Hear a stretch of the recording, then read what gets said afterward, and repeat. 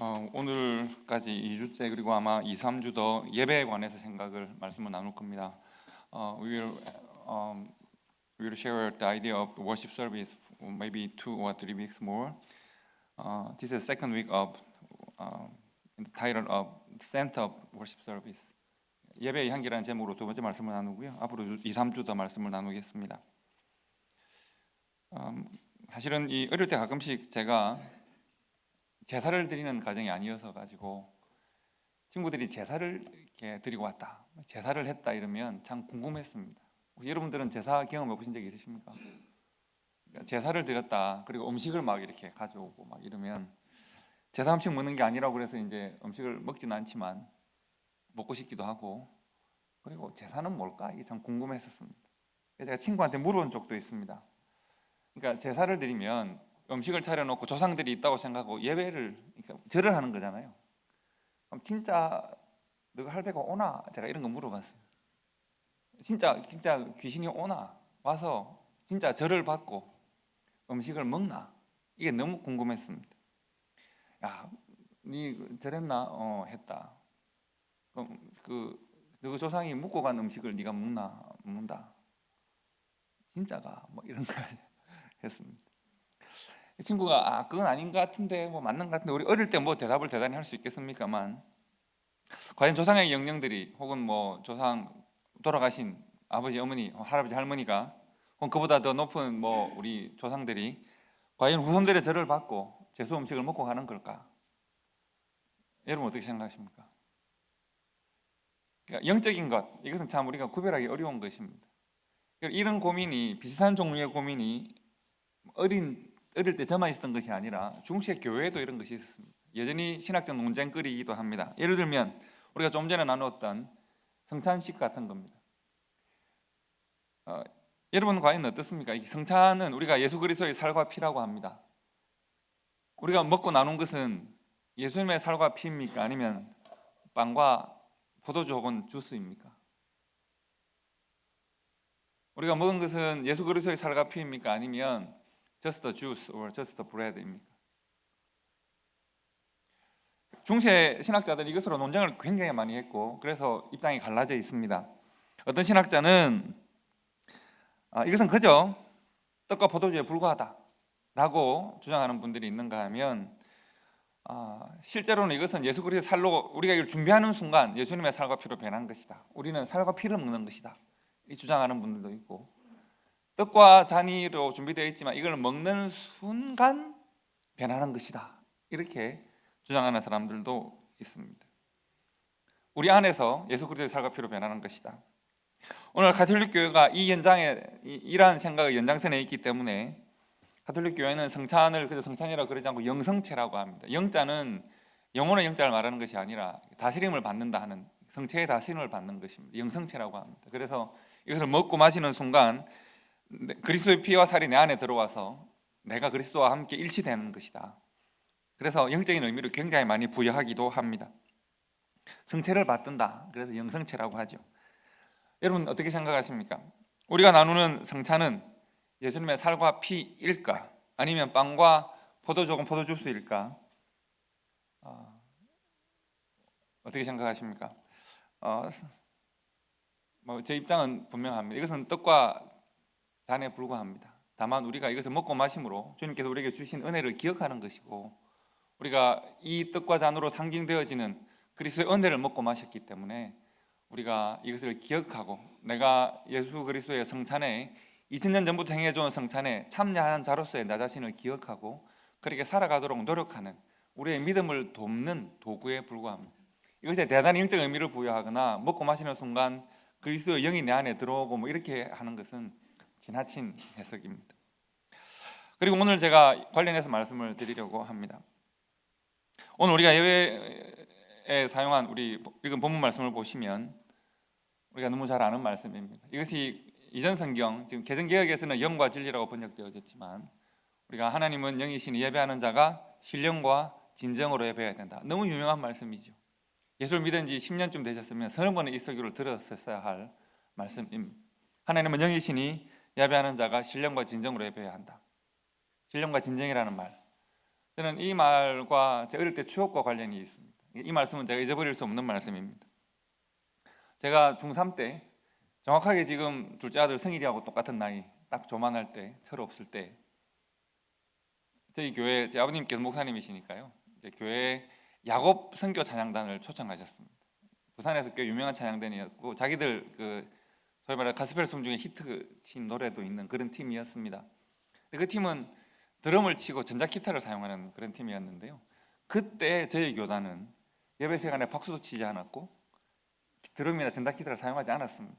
기타조차도 불경스럽다고 치지 않든 예배 시간 중에는 치지 않았습니다. 근데 제 아버님이 이상하잖아요. 그래서 제가 아버지 이상한데 생각을 했습니다.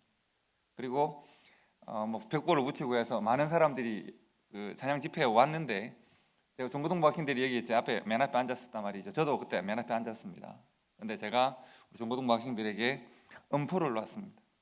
뭐라고 음포를 놨냐면, 하나님은 영이시니 예배하는 자가 신령으로과 진정으로 예배하라 했는데, 교회에서 감히 드럼을 치고 기타를 친다고 박수 치지 마라 안 되거든. 제가 음포를 놨습니다. 제가 중3이었는데 형님들한테도 박수 치지 마라, 하나님은 영이신데 신령과 진정으로 예배하라 했는데 교회에서 이게 불경스럽게 뭐냐고 제가 하지 말라 그랬습니다. 그래서 아무도 박수를 안 쳤습니다. 다들 엄숙하게 여기서, 그분들은 막 하시는데 우리는 엄숙하게 보고 있었습니다. 그 선배님 한 분이 내가 아버지가 목사님인데 아버지가 한 거 아이가 이렇게. 그래서 제가 그때 형님들한테 그랬습니다. 이번에는 아버지가 틀렸다고 제가 그랬습니다. 하나님은 영이시고 신령과 진정으로 예배해야 되는데 이게 뭐냐고 제가 그때 했던 기억이 있습니다. 여러분 어떻게 생각하십니까? 그때 저는, 지금 성일이만 한 나이에 저는 신령과 진정으로 드리는 예배를 과연 어떻게 이해하고 있었을까요? 그리고 여러분은 지금 어떻게 이해를 하고 계십니까? 신령과 진정으로 드리는 예배를 어떻게 이해하고 계십니까? 사실 고백하건대 그때 대단히 제가 뭘 알았던 것은 아닌 것 같습니다. 신령과 진정으로 예배를 드린다는 것은 과연 뭘까? 저는 지금 생각해보면 의감에 집중했던 것이 아닌가 생각을 합니다. 신령하면 뭐 어떤 생각이 나십니까? 경건하고 거룩하고 좀 조용하고 엄숙해야 하고 좀 신비로워야 하고 이런 게 신령한 거 아니겠습니까? 진정은 뭡니까? 당연히 거짓말하면 안 되고 하나님이 나를 다 보시는 것 같고 목사님 설교할 때 엉뚱한 생각하면 안 되고 이런 게 진정으로 생각을 하지 않는다 생각을 합니다. 아멘 하면 꼭 해야 되고 이런 거 말이죠. 신령과 진정으로 예배해야 한다는 말을 해석했던 저를 좀 좋게 해석하면 예배를 잘 드려야지라고 생각을 했던 것 같고, 안 좋게 말하면 오지랖이 넓은 거죠. 뭘 제가 아는 게 있다고 다른 사람들에게 박수 못 치게 하고 했겠습니까? 신령과 진정으로 드리는 예배, 과연 어떤 의미가 있겠습니까? 지난주에 제가 성경 번역의 문제를 잠시 말씀을 드렸었는데요, 오늘 여러분 개정개혁 성경을 우리가 좀 사용하고 봅니다. 오늘 우리가 읽은 성경에는 신령과 진정으로 예배해야 된다는 말이 기록되어 있지 않습니다.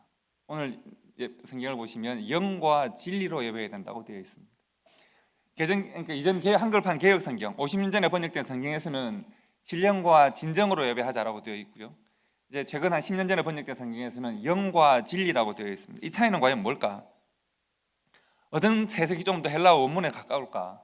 당연히 최근에 번역된 성경이 훨씬 기본적 의미에 가깝습니다. 신령과 진정은, 신령이라는 말은 영, 성령 하나님을 의미하고요, 진정은 진리를 말하는 겁니다.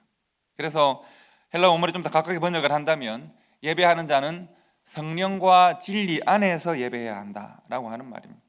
이 성령은 푸뉴마라고 번역되고요, 진리는 로고스입니다. 여러분, 로고스는 성경에서 주로 누구를 설명할 때 로고스를 설명하죠? 예수 그리스도를 설명할 때 그렇습니다.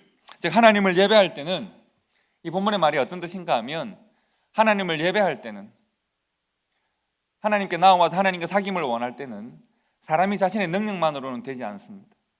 우리가 하나님 앞에 나와 하나님과 사귀고 예배를 하는 것은 우리의 능력이나 우리의 자격이 결정하는 것이 아니라, 첫째는 성령 하나님의 일깨우심과 도우심이 필요합니다. 예수를 믿는 일도 사람의 힘으로 되는 일이 아닙니다. 지식이 많다고 예수를 믿게 되는 것 아니고, 연구를 많이 한다고 예수를 믿게 되는 것 아닙니다. 성령 하나님의 인도하심, 조명이 필요합니다. 그래서 영과 진리는 뭘까요? 예수 그리스도입니다.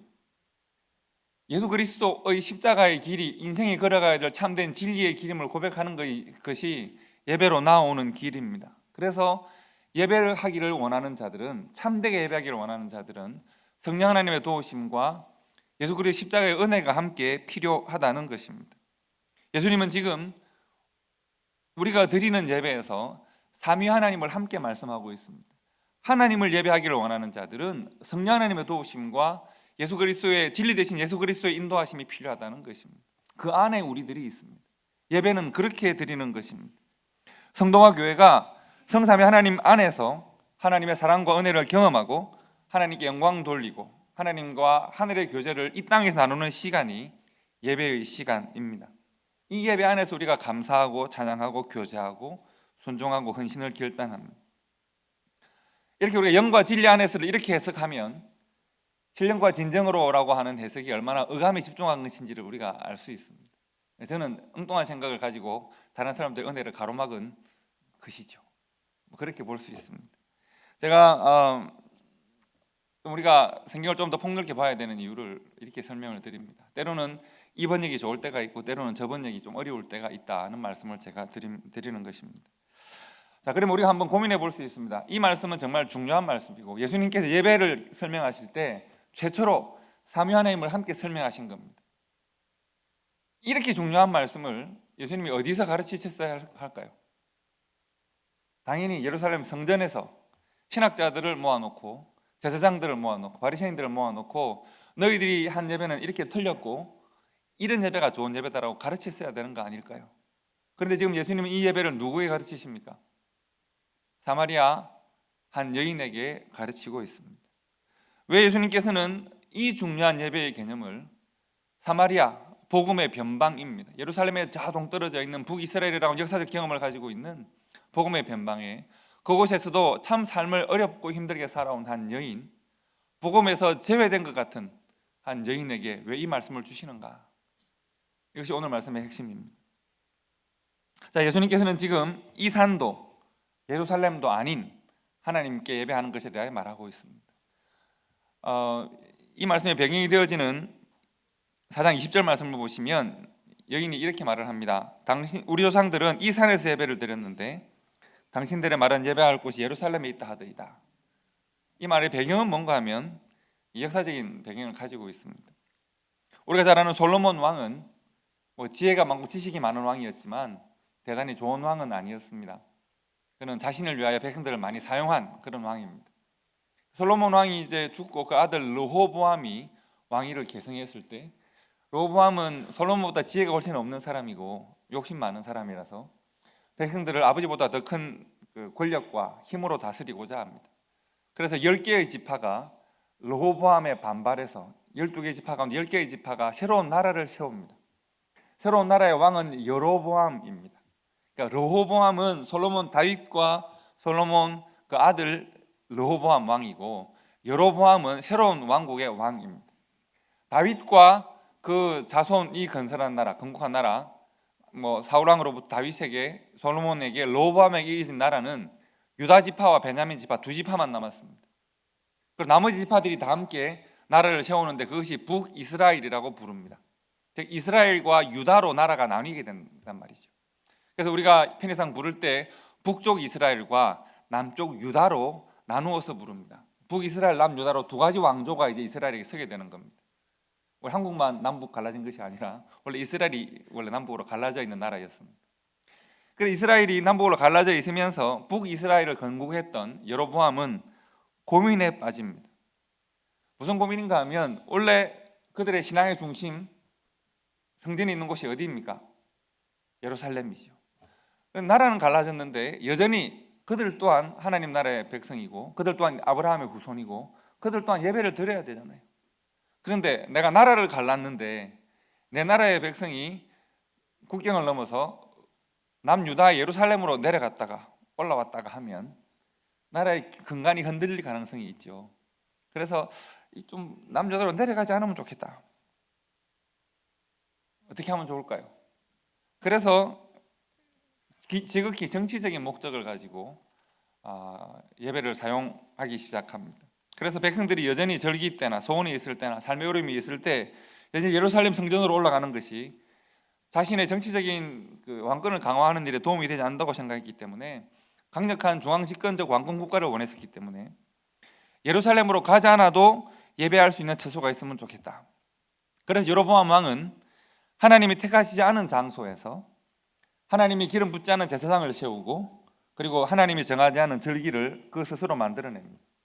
그래서 베델과 단이라는 두 지역을 지정하고 그 지정에 그곳에 금송아지로 신상을 만들어서 이것이 우리들의 하나님이다 라고 선언했습니다. 그리고 백성들이 예루살렘으로 가지 않아도 우리 땅 안에, 우리 영토 안에 베델과 단에서 예배할 수 있겠다.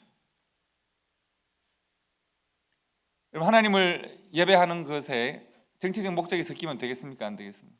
당연히 안 되는 것이죠. 그래서 이 여로보암 왕이 했던 이 일을 성경에서는 여로보암의 죄라고 지칭합니다. 여로보암 왕이 세웠던 북이스라엘은 이후에 그가 선택한 이 길에서 벗어나지 못합니다. 열왕기상 16장 19절에 보시면 이는 저가 여호와 보시기 악을 행하여 범죄함으로 인함이라. 저가 여로보암의 길로 행하며 그가 이스라엘로 죄를 범하게 한 그 죄에서 죄 중에 행하였더라라고 되어 있습니다. 북이스라엘의 여로보암의 후손들이 계속 여로보암의 길로 행하여서 여로보암이 정해놓은 잘못된 그 길을 벗어나지 못했다는 겁니다. 열왕기 하에도 마찬가지 말씀입니다. 이스라엘로 범죄케 한 느바세 아들 여로보암의 죄 곧 베델과 단에 있는 금송아지를 섬기는 죄에서는 떠나지 아니하였더라.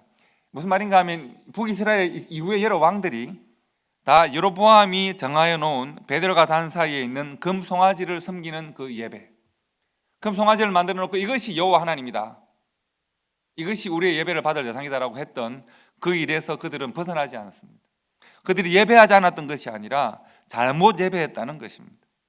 그래서 이것이 이제 사마리아 여인이 예수님 앞에 말을 하기를 우리 조상들은 단과 베델에서 예배했는데 당신이 온 예루살렘에서 당신이 말하는 유대인들은 예루살렘에서만 예배해야 된다고 하더이다.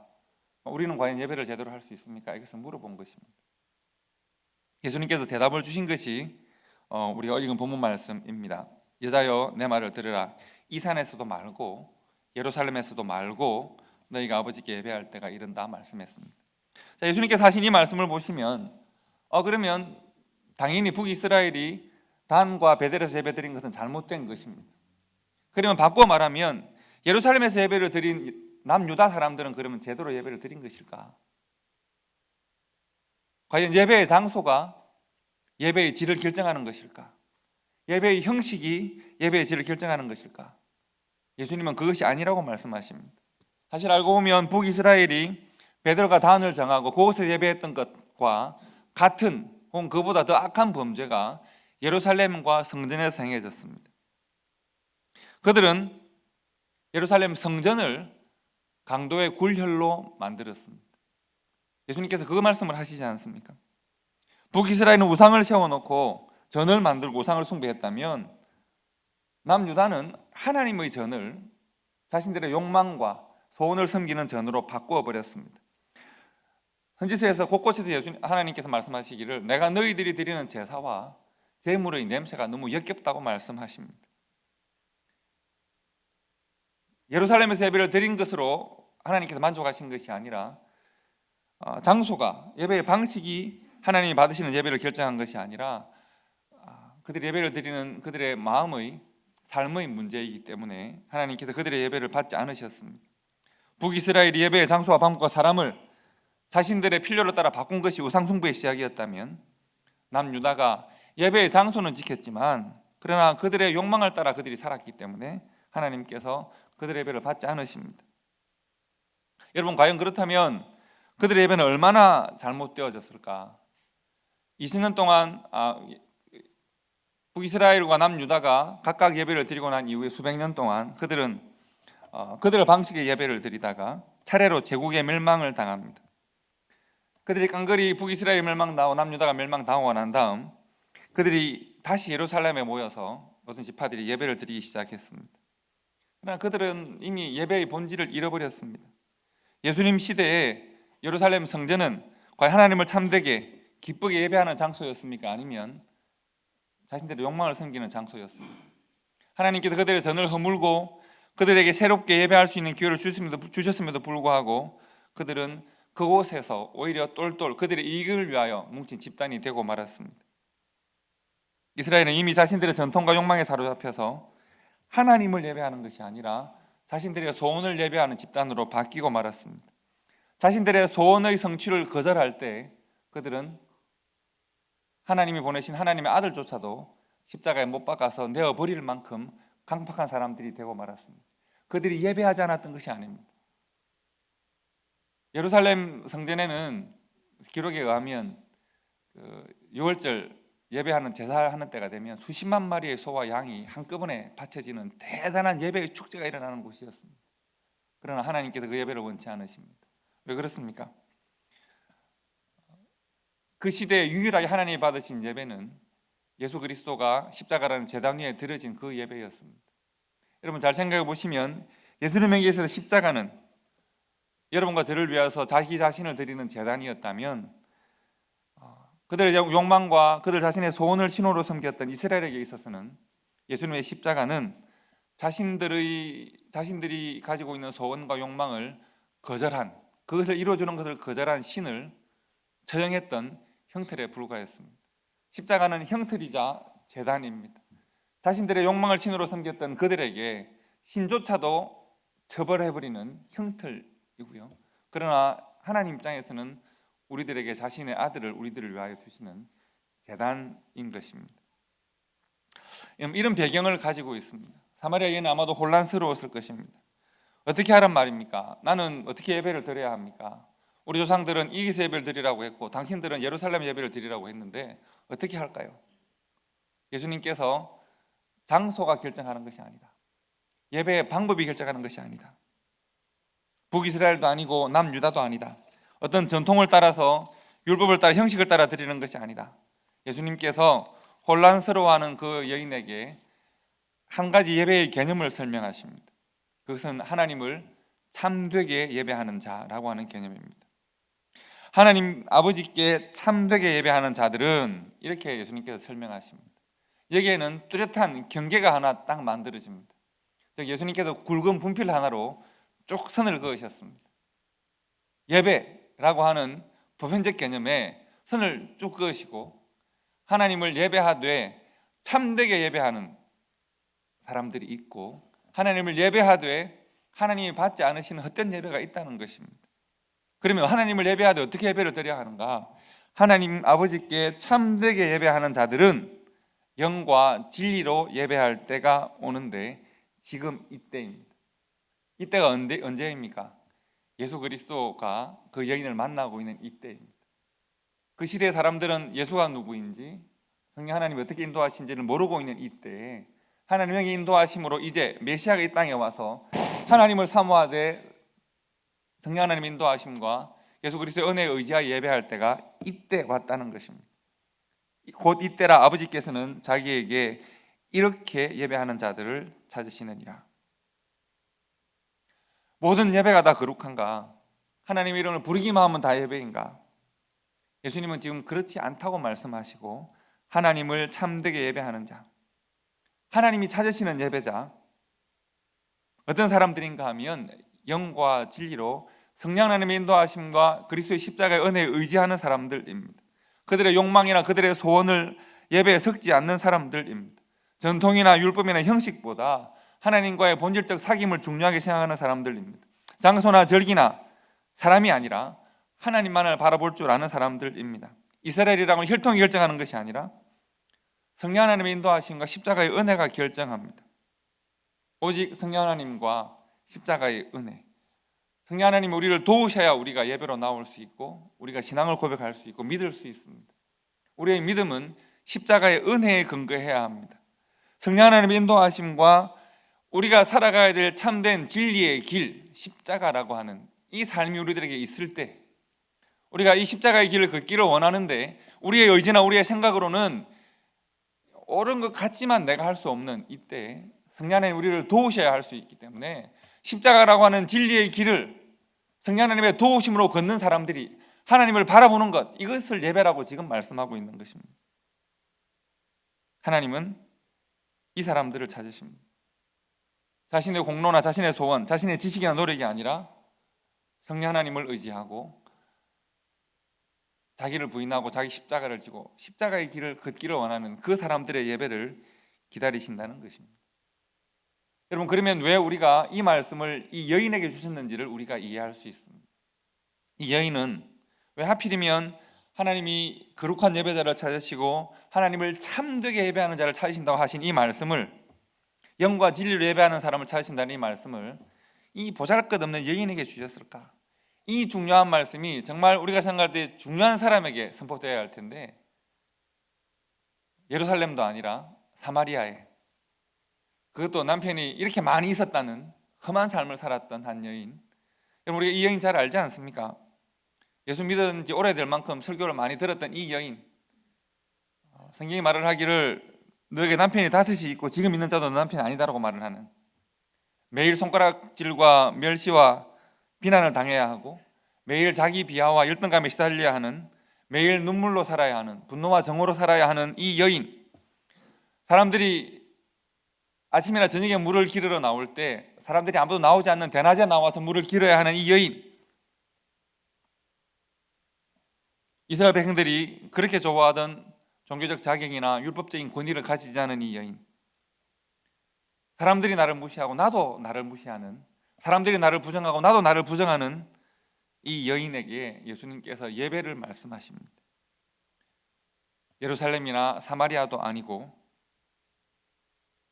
신분이나 자격도 아니고 명예나 재물도 아니고 어떻게 살아왔는지가 중요하지 않고 바로 이때에 삶의 방향을 돌이켜서 성령 하나님의 인도하심을 받고 십자가의 은혜를 의지하여서 하나님을 바라보기만 하면, 바로 이때 사람 사는 세상에서 하늘의 하나님을 바라보기만 하면, 사람 사는 세상에서 하늘의 하나님께 예배하기를 원하기만 하면, 성령 하나님의 도우심으로 십자가 은혜를 의지하기만 하면 바로 이 삶의 장소에서 예배의 전이 열리는 것입니다. 바로 그가 성령 하나님의 은혜에 의지하고 십자가의 은혜의 길을 의지하여서 하나님을 바라보는 바로 그 장소가 예배의 처소가 되는 것입니다. 성령의 도우심과 조명 없이 우리 하나님을 깨달을 수 없기 때문에 그렇고, 십자가의 길이 아니면 진리의 길이 아니기 때문에 그렇습니다. 그래서 사마리아도 예루살렘도 제사장도 선지자도 율법사도 그리고 그 시대를 지배하던 로마도 아니라 오직 영과 진리로 하나님을 만나기를 소원하는 하나님의 사람들을 하나님은 찾으신다. 심지어 사마리아 여인과 같이 보잘것없고 세상으로부터 버림받는 것처럼 보이는 이 여인조차도 하나님이 찾으시는 사람 안에 포함된다는 것입니다. 반대로 아무리 많은 것을 가지고 거룩한 삶을 살아가는 것처럼 보여도 하나님의 영과 진리의 인도함이 없이는 예배할 수 없다는 것입니다. 하나님이 찾으시는 사람들은 우리의 신분이나 자격이나 살아온 삶의 전력과 무관하게 성령 하나님의 도우심과 십자가의 길을 걷기를 원하는 바로 그 사람. 그래서 도우심과 진리의 말씀으로 하나님을 바라보는 그 사람을 하나님께서 찾으시고 교통하십니다. 이것이 복음의 변방이라고 여겨졌던 사마리아에서 버림받은 삶으로 자신조차 자신을 혐오하는 삶을 살아가는 한 여인에게 주신 하나님의 복음이고, 예수 그리스도의 복음이고, 그리고 그것이 여러분과 제게 주시는 하나님의 은혜의 복음입니다. 아버지께 참되게 예배하는 자들은 영과 진리로 예배할 때가 오나니 곧 이때라. 아버지께서는 자기에게 이렇게 영과 진리로 예배하는 자들을 찾으시느니라. 주님께서 이 말씀을 여인에게 주셨고, 이 말씀 앞에 서 있는 여러분과 제게 이 말씀을 주셨습니다. 이 말씀을 우리가 다시 한번 보고 말씀을 마치려고 하는데요, 하나님은 영이시니 예배하는 자가 영과 진리로 예배할지니라. 우리가 이 말씀을 붙들고 날마다 성령 하나님의 은혜에 의지하고 십자가의 길을 함께 걸어가는 우리 초대교회 성도들이 되시기를 주님의 이름으로 축복합니다. 기도하겠습니다.